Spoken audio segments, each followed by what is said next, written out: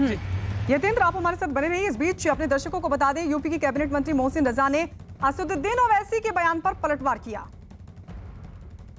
RSS प्रमुख मोहन भागवत ने कहा कि मॉब लिंचिंग करने वाले लोग आतताई होते हैं। हिंदुस्तान में सभी लोगों का डीएनए एक हो, चाहे हिंदू हो या मुसलमान। उनकी पूजा पद्धति भले अलग हो सकती है। इसको लेकर विपक्ष ने हंगामा खड़ा कर दिया। हमारे साथ सरकार के मंत्री मोहसिन रजा साहब है। मोहन भागवत साहब का जो बयान है, उन्होंने कहा कि डीएनए हिंदुस्तानियों का एक है, पूजा पद्धति भले अलग। इसको कैसे देखते हैं आप?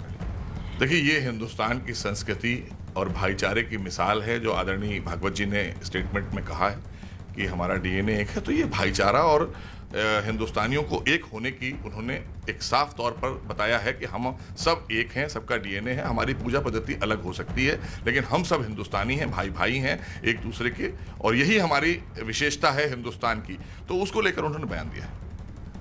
समाजवादी पार्टी हो, कांग्रेस पार्टी ने कह दिया कि डीएनए अगर सबका एक है तो पाकिस्तान और बांग्लादेश सबको भारत में मिला लेना चाहिए, और इस तरह के बयान देकर जो है देश की राजनीति को नया रूप दिया जा रहा है। देखिए, ये भ्रम पैदा करने वाली स्थिति कौन पैदा कर रहा है? देश के यशस्वी प्रधानमंत्री आदरणीय मोदी जी सबका साथ सबका विकास और सबके विश्वास की नीति पर देश को कहां खड़ा कर रहे हैं। देश के लोगों को कितना गर्व हो रहा है आज। और ये बांटने वाले लोग, इनमें हर जगह ये आपदा में अवसर तलाशने वाले लोग और इस तरह के भाईचारे के वक्तव्य में भी अवसर तलाश रहे हैं। तो इसका मतलब है कि यही लोग हैं जिन्होंने इसको जन्म दिया, इन सब चीजों को।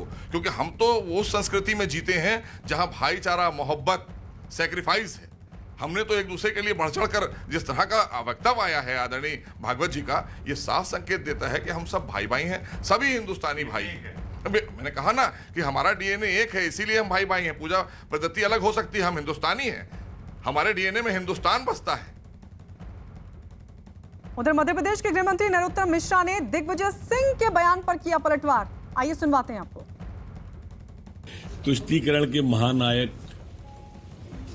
आदरणीय दिग्विजय सिंह जी को ये पीड़ा होना स्वाभाविक है,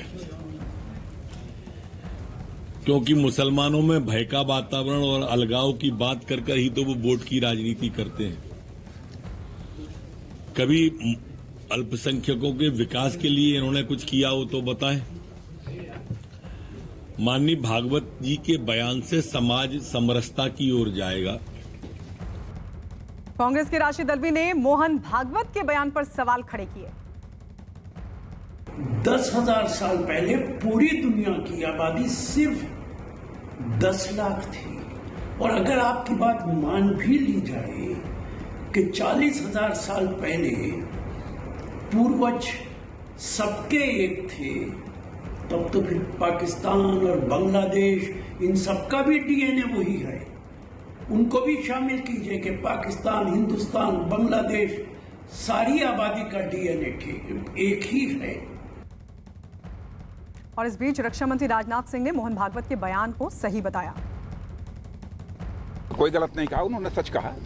और वैसे जहां तक भारतीय जनता पार्टी का प्रश्न है, हम लोगों ने कभी जाति, पंथ अथवा मजहब के आधार पर राजनीति नहीं की है। इंसाफ और इंसानियत, जस्टिस एंड ह्यूमैनिटी, यही हमारा आधार रहा है राजनीति करने का। यतेंद्र हमारे साथ लगातार बने हुए हैं। यतेंद्र, लेकिन इस पूरे मामले की अगर बात करें तो अब इस बयान के बाद आगे क्या हो सकता है?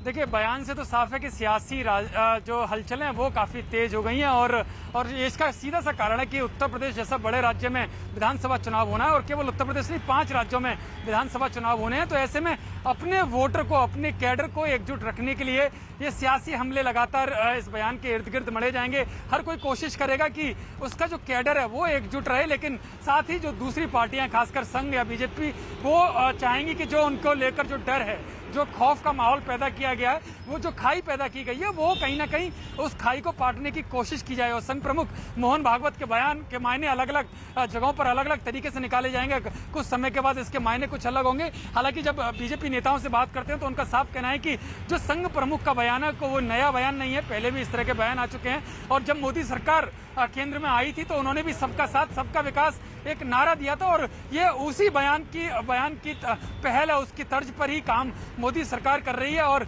उसी को लेकर अल्पसंख्यक समुदाय को लेकर भी काफी सारी योजनाएं बनाई हैं और जिसका फायदा बिना किसी धर्म के, बिना किसी जात के सभी लोगों को जो उसके योग्य उन सबको मिल रहा है। यानी कि बयान जरूर जो कल बयान दिया है उसके लिए बीजेपी अपने तरह से मायने निकालेगी, बाकी राजनीतिक पार्टियां जो विरोधी पार्टियां वो अपने तरीके से मायने निकालेंगी। यतेंद्र, लौट रहे हैं आपके पास। बीजेपी के नेता शहनवाज हुसैन ने दिग्विजय सिंह के बयान पर किस तरीके से पलटवार किया, ये वो सुनवाते हैं। हम तो वसुदेव कुटुंबकम को मानकर चलने वाले लोग हैं इस देश के, जहां सबकी चिंता है। और यही बात प्रधानमंत्री जी ने भी सबका साथ, सबका विकास और सबका विश्वास कहा है। और जो बातें कही हैं कि सबको, भारतीय संस्कृति सबको एक साथ रखती है और किसी को भी कानून को हाथ में लेने का अधिकार नहीं, चाहे वो किसी भी मज़हब के हों, धर्म के हों। हम सब भारतीय हैं और हम सबको मिलकर रहना है। एक बहुत अच्छी बात, बहुत खूबसूरत बात उन्होंने कही है, जिसका बहुत अच्छा संदेश किया है।